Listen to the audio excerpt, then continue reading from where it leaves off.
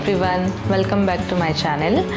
So ಇವತ್ತು ನಾವು ನನ್ನ ಮದರ್ಹುಡ್ ಜರ್ನಿ ಅದ್ರ ಬಗ್ಗೆ ಮಾತಾಡ್ತಾ ಇದ್ದೀವಿ. Before we begin, I would like to introduce my son Anay. Say hi, say hi, hi. ಇವನಿಗೆ ಇವಾಗ 8 months. ಇವನ ಹೆಸರು ಅನಯ್ ಅಂತ. So let start. ನಾನು ನನ್ನ ಹಸ್ಬೆಂಡ್ ಸೇರಿ ChatGPTಗೆ ಹೋಗಿ ಕ್ವೆಶನ್ ಮಾಡಿದ್ವಿ. ಮೋಸ್ಟ್ ಫ್ರೀಕ್ವೆಂಟ್ಲಿ ಆಸ್ಕ್ಡ್ ಕ್ವೆಶನ್ಸ್ ಯಾವುದಿರ್ಬೋದು, ಯಾವುದು ಅಪ್ರೋಪ್ರಿಯೇಟ್ ಕ್ವೆಶನ್ಸ್ ಇರ್ಬೋದು.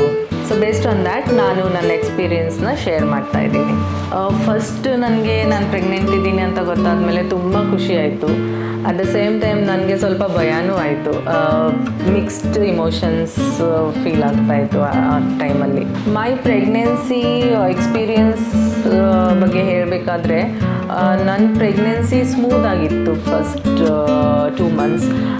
2 monthsಲ್ಲಿ ಸೆಕೆಂಡ್ ಮಂತಲ್ಲಿ ನನಗೆ ಸ್ವಲ್ಪ ಬ್ಲೀಡಿಂಗ್ ಆಯಿತು. ಅದಕ್ಕೆ ಸ್ವಲ್ಪ ಭಯ ಆಯಿತು. ಆವಾಗ ಭಯ ಆಗಿ ಪೇರೆಂಟ್ಸ್ಗೆಲ್ಲ ಫೋನ್ ಮಾಡಿ ಕರೆಸ್ಕೊಂಡ್ವಿ. ಸೊ ಡಾಕ್ಟರ್ ಜೊತೆ ಹೋಗಿ ಚೆಕ್ ಮಾಡಿದಾಗ ಇಟ್ಸ್ ನಾರ್ಮಲ್ ಇದೆ, ಹಳೆ ಬ್ಲಡ್ ಒಂದೊಂದು ಸಲ ಡಿಸ್ಚಾರ್ಜ್ ಆಗುತ್ತೆ ಅಂತ ಹೇಳಿದರು ಡಾಕ್ಟರ್. ಆವಾಗ ಸ್ವಲ್ಪ ಸಮಾಧಾನ ಆಯಿತು. So otherwise pregnancy journey was smooth. ಆಮೇಲೆ ಕ್ರೇವಿಂಗ್ಸ್ ನನಗೆ ನಾರ್ಮಲಿ ನನಗೆ ಸ್ವೀಟ್ ಅಂದರೆ ತುಂಬ ಇಷ್ಟ.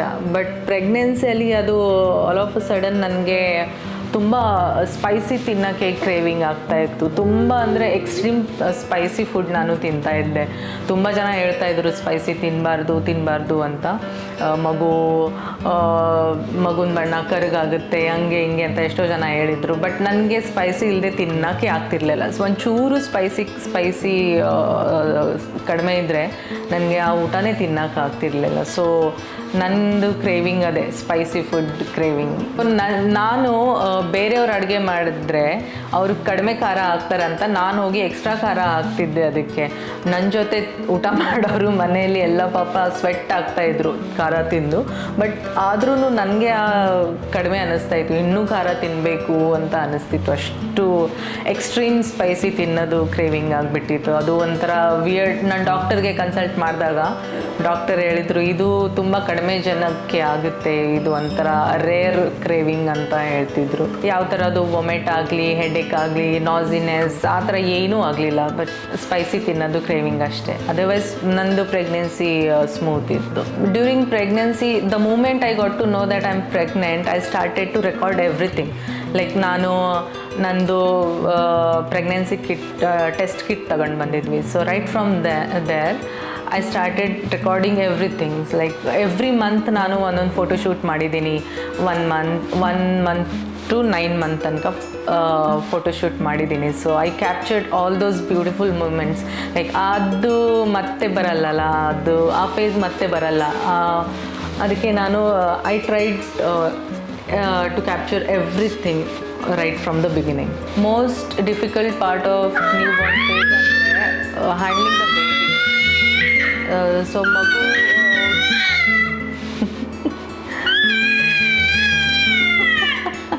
Hello camera, say hi to everyone. Hi. Ganesha ಎಲ್ಲಿ? Ganesha busy. Most difficult part of newborn phase ಅಂದರೆ handling the new Born baby. ಯಾಕಂದರೆ ಅವನಲ್ಲ, ಎಲ್ಲ ಬೇಬೀಸು ಡೆಲಿಕೇಟ್ ಇರ್ತಾರೆ ಹುಟ್ಟಿದ ಮೇಲೆ. ಸೊ ಹೇಗೆ ಅವನಿಗೆ ಹ್ಯಾಂಡಲ್ ಮಾಡೋದು ಅನ್ನೋದೇ ಒಂದು ಡಿಫಿಕಲ್ಟಿ ಇತ್ತು. ಯಾಕಂದರೆ ಅವನು ತುಂಬ ಸಾಫ್ಟು ಆ ಥರ ಇತ್ತು. ಮುಟ್ಟಿದರೆ ಏನಾದರೂ ಆಗುತ್ತಾ ಅನ್ನೋದು ಭಯ ಇತ್ತು. ಅದಾದಮೇಲೆ ಸ್ಲೀಪ್ಲೆಸ್ ನೈಟ್ಸ್ ಬಗ್ಗೆ ಹೇಳಬೇಕಾದ್ರೆ, ನಾನು ಎಷ್ಟೋ ತಿಂಗಳ ತನಕ 1 hour ಮಲ್ಕೊಂಡ್ರೂ ನನಗೆ ಖುಷಿ ಆಗ್ತಿತ್ತು. ಅಯ್ಯೋ ಇವತ್ತು 1 hour ಮಲ್ಕೊಂಡೆ ಅಲ್ಲ ಅಂತ. ಯಾಕಂದರೆ ರಾತ್ರಿ ಎಲ್ಲ ಇವನು ಮಲಗ್ತಾನೇ ಇರಲಿಲ್ಲ. ಸೊ ಆ ಟೈಮಲ್ಲಿ family becomes the biggest support system. ಆ ಟೈಮಲ್ಲಿ ನನಗೆ ನಮ್ಮಮ್ಮ ಬಂದಿದ್ದರು, ನಮ್ಮ ಇನ್ಲಾಸ್ ಇದ್ದರು, ನಮ್ಮ ಮದರ್ ಇನ್ಲಾಸ್ ಇದ್ದರು. ಅವರೆಲ್ಲರೂ ಹೆಲ್ಪ್ ಮಾಡ್ತಿದ್ರು. ಡೇ ಟೈಮಲ್ಲಿ ನನಗೆ ನಿದ್ದೆ ಬಂದರೆ, ಈವನ್ ರಾತ್ರಿ ಕೂಡ ನಾನು ಹಾಲು ಕುಡ್ಸೋಕ್ಕೆ ಅಷ್ಟೇ ನಾನು ಎದ್ದೇಳ್ತಿದ್ದೆ. ನಮ್ಮಮ್ಮ ನನ್ನ ಜೊತೆಯಲ್ಲಿ ಮಲಗ್ತಿದ್ರು.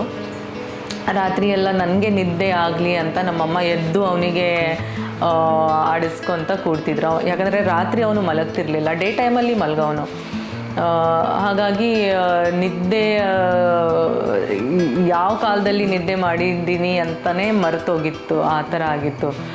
ಆಮೇಲೆ ನಿದ್ದೆ ಇಲ್ಲದಕ್ಕೆ ಇರಿಟೇಷನ್ ಆಗೋದು, ಆ ಥರ ಎಲ್ಲ ಆಗ್ತಿತ್ತು. So sleepless nights and handling the new Born baby was the biggest challenge. ಈಗ ಹುಟ್ಟಿದ ಮೇಲೆ ಸ್ವಲ್ಪ ನನಗೆ ಕಷ್ಟ ಆಯಿತು, ಯಾಕಂದರೆ I am first time mother, ನಾನು ಫಸ್ಟು ಮಗು ನಂದು. ಹಾಗಾಗಿ ಮುಂಚೆದೆಲ್ಲ ಎಕ್ಸ್ಪೀರಿಯೆನ್ಸ್ ಇರಲಿಲ್ಲ.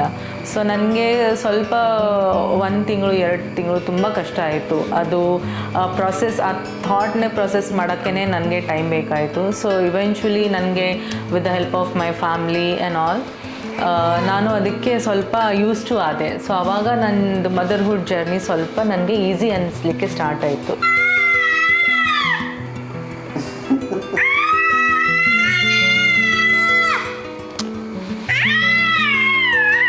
ಯಾರಿದು?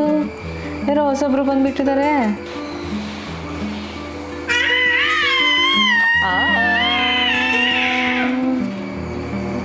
ಯಾವ ಸಾಂಗಪ್ಪ ಇದು ಗುಂಡ?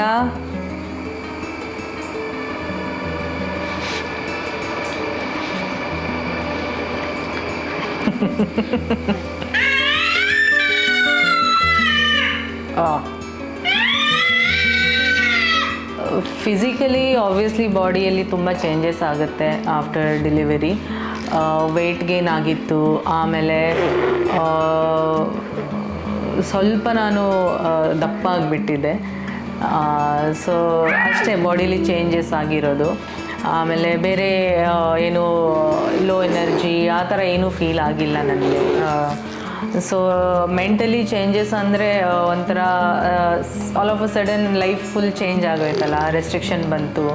ಆಮೇಲೆ ಮಗು ಬಂದಿದ್ದಕ್ಕೆ ತುಂಬ ದೊಡ್ಡ ರೆಸ್ಪಾನ್ಸಿಬಿಲಿಟಿ ಬಂದುಬಿಡ್ತು. ಮಗುಗೋಸ್ಕರ ನಾನು ಅದು ತಿನ್ನಬಾರ್ದು, ಇದು ತಿನ್ನಬಾರ್ದು, ಅಥವಾ ಇದೇ ತಿನ್ನಲೇಬೇಕು ಅಂತ ತುಂಬ ಕಂಪಲ್ಷನ್ ಬಂತು. ಹಾಗಾಗಿ ಮೆಂಟಲಿ ಒಂಥರ ರೆಸ್ಟ್ರಿಕ್ಟೆಡ್ ಫೀಲ್ ಆಗ್ತಿತ್ತು. ಒಂದೊಂದು ಸಲ ತುಂಬ ಫ್ರಸ್ಟ್ರೇಟೆಡ್ ಫೀಲ್ ಆಗ್ತಿತ್ತು. ಯಾಕಂದರೆ ಏನೂ ಮಾಡೋಕ್ಕಾಗಲ್ಲ, ನಮಗೆ ಏನು ಬೇಕು ಆ ಥರ ನಾವು ಏನೂ ಮಾಡೋಕ್ಕಾಗ್ತಿಲ್ಲ. ಒಂಥರ ಫ್ರೀಡಮ್ ಹೊರಟೋಯ್ತು ಅನ್ನೋ ಥರ ಫೀಲಿಂಗ್ ಬಂತು. ಒಂದೊಂದು ಸಲ ಡಿಪ್ರೆಸ್ಡ್ ಫೀಲ್ ಆಗ್ತಿತ್ತು, ಒಂದೊಂದು ಸಲ ತುಂಬ ಲೋ ಫೀಲ್ ಆಗ್ತಿತ್ತು. But definitely motherhood is a very beautiful phase. But ಆದ್ರೂ ನಮಗೆ ಅನ್ನೋದು, ನಮ್ಮದು ಅನ್ನೋದು ಒಂದು ಪರ್ಸ್ನಲ್ ಸ್ಪೇಸ್, ಪರ್ಸ್ನಲ್ ಲೈಫ್ ಇರುತ್ತಲ್ವ. ನಮಗೆ ಬೇಕಾಗಿರೋ ಥರ ಮಾಡೋ ಫ್ರೀಡಮ್ ಎಲ್ಲ ಹೊರಟೋಯ್ತು. ಏನು ಮಾಡಿದ್ರು ಯಾವಾಗಲೂ ಮಗು ಬಗ್ಗೆನೇ ಫಸ್ಟ್ ಯೋಚನೆ ಮಾಡಬೇಕಿತ್ತು. ಎಲ್ಲಾದರೂ ಹೊರಗಡೆ ಹೋಗಬೇಕಾದ್ರೆ ಮಗುನ ಬಗ್ಗೆನೇ ಯೋಚನೆ ಮಾಡಬೇಕು.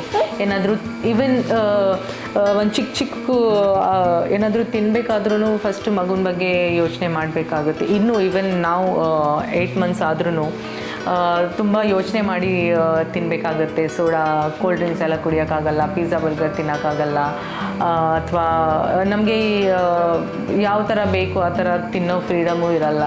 ಹಾಗಾಗಿ ತುಂಬ ಫ್ರಸ್ಟ್ರೇಟೆಡ್ ಫೀಲ್ ಆಗ್ತಿತ್ತು. ಒಂದೊಂದ್ಸಲ ಅನಿಸ್ಬಿಡ್ತಿತ್ತು ನನಗೆ ಬೇಕಿತ್ತ ಇದೆಲ್ಲ ಅಂತ ಅನ್ನೋ ಥರ ಫೀಲಿಂಗೂ ಬರ್ತಿತ್ತು. But at the end it's worth every moment. Because ಅವನು ಆ ಏಜ್ ಮತ್ತೆ ಬರಲ್ಲ, ಆ ಫೇಸ್ ಮತ್ತೆ ಬರಲ್ಲ. ಆ ಫೇಸ್ ಬಂದು ಹೋಗಿ ಆಯಿತು. ಮಾತಾಡು, ನೀನೇ ಮಾತಾಡ್ತವ, ಹೇಳಪ್ಪ.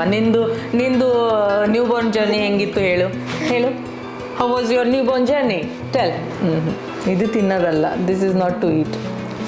ಗುಂಡ ನೋಡು, ಎಣಿಸಿ ಕೀಳ್ತಾನೆ.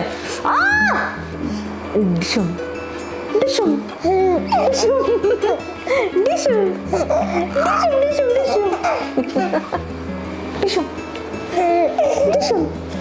ಡಿಶಮ್ ಡಿಶಮ್ ಡಿಶಮ್ ಡಿಶಮ್ now that I look back, ಒಂಥರ ನಾನು ಆ ಫೇಸ್ನ ಮಿಸ್ ಮಾಡ್ಕೊತಾ ಇದ್ದೀನಿ. ಬಿಕಾಸ್ ಇವನು ದೊಡ್ಡವನಾಗ್ಬಿಟ್ಟಿದ್ದಾನೆ, ಅಷ್ಟು ಚಿಕ್ಕವನಿಲ್ಲ. ನಾನು ಈ 2 ಕೈಯಲ್ಲಿ ಇಷ್ಟೇ, 2 ಕೈಯಲ್ಲಿ ನಾನು ಅವನಿಗೆ ಹಿಡ್ಕೋಬಹುದಿತ್ತು.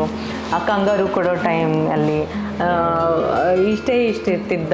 ಫುಲ್ ನನ್ನ ಕೈ ತುಂಬ ಬರೋವನು. ಇವಾಗ ನನ್ನ ತೊಡೆಗಿಂತ ದೊಡ್ಡವನಾಗ್ಬಿಟ್ಟಿದ್ದಾನೆ. ಸೊ ಅಟ್ ದ ಎಂಡ್ ನನಗೆ ಅದು ಮತ್ತೆ ಆ ಜರ್ನಿ ಮಿಸ್ ಮಾಡ್ತಾ ಇದ್ದೀನಿ, ನಾನು ಆ ಫೇಸ್ನ ಮಿಸ್ ಮಾಡ್ತಾ ಇದ್ದೀನಿ. So every phase is new experience, new learning. So ನಾನು ಪ್ರತಿಯೊಂದು ಕ್ಷಣ, ಪ್ರತಿಯೊಂದು ಎವ್ರಿ ಫಸ್ಟ್ನ ನಾನು ಎಲ್ಲ ಕ್ಯಾಪ್ಚರ್ ಮಾಡ್ತಾ ಇದ್ದೀನಿ. ನಂದು ಮಗಂದು ಫಸ್ಟ್ ಊಟ ಆಗಲಿ, ಅವನು ಫಸ್ಟ್ ಟೈಮು ಕ್ರಾಲ್ ಮಾಡೋಕ್ಕೆ ಸ್ಟಾರ್ಟ್ ಮಾಡಿದ್ದು ಆಗಲಿ, ಅಥವಾ ಅವನು ಫಸ್ಟ್ ಟೈಮ್ ನಾನು ಇಂಡಿಪೆಂಡೆಂಟಾಗಿ ಸ್ನಾನ ಮಾಡಿಸಿದ್ದಾಗಲಿ, ನಾನು every first I have recorded. So ನನಗೆ ಅದು ಇಷ್ಟ. ಆಮೇಲೆ ನಾವು ಇನ್ನು ಸ್ವಲ್ಪ ವರ್ಷ ಹೋದ್ಮೇಲೆ ಅಥವಾ ಅವ್ನು ಸ್ವಲ್ಪ ದೊಡ್ಡವನಾದಮೇಲೆ when we look back at the journey, ಅದು ನಮಗೆ ತುಂಬ ಖುಷಿ ಕೊಡುತ್ತೆ. I hope you guys find this video informative. ನಿಮಗೆ ಏನಾದರೂ ಫೀಡ್ಬ್ಯಾಕ್ ಇದ್ದರೆ, ಏನಾದರೂ ಕ್ವೆಶನ್ ಇದ್ದರೆ, ಏನಾದರೂ ಸಜೆಷನ್ಸ್ ಇದ್ದರೆ ಪ್ಲೀಸ್ ನನ್ನ ಜೊತೆ ಶೇರ್ ಮಾಡಿ, ಕಮೆಂಟ್ ಮಾಡಿ. Thank you so much. ಮತ್ತೆ ನೆಕ್ಸ್ಟ್ ವಿಡಿಯೋಲಿ ಸಿಗೋಣ. ಬಾಯ್.